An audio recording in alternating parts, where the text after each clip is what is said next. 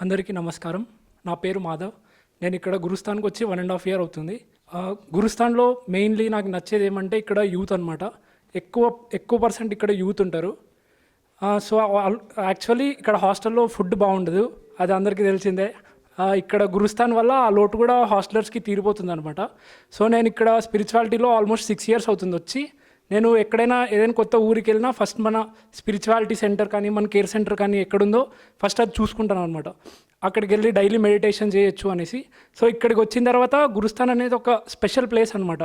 ఎందుకంటే ఇట్లా food daily provide చేయడం, ఇట్లా ఇంతమంది యూత్ నేను ఇంతవరకు ఎక్కడ చూడలేదన్నమాట ముందుకెళ్ళినప్పుడు. ఆల్రెడీ ఇక్కడ అది కాక కంటిన్యూస్గా క్లాసెస్ జరుగుతాయి, ఈవినింగ్ క్లాసెస్ జరుగుతాయి, ఇంటరాక్షన్ మొత్తం బాగుంటుంది. ఇక్కడ మనం వచ్చిన వాళ్ళతో సేవ చేపిస్తారు, అంటే మీరు కూడా ఇంక్లూడ్ అవ్వండి, స్పిరిచువల్ విషయాలు అవన్నీ కూడా నీట్గా ఇక్కడ బాగుంటుందన్నమాట.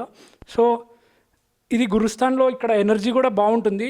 ఇక్కడ మొత్తం లోపల పిరమిడ్స్ ఉంటాయి, ఇక్కడ మొత్తం మ్యాట్స్ అన్ని ప్రొవైడ్ చేస్తారు, చాలా బాగుంటుంది గురుస్థాన్.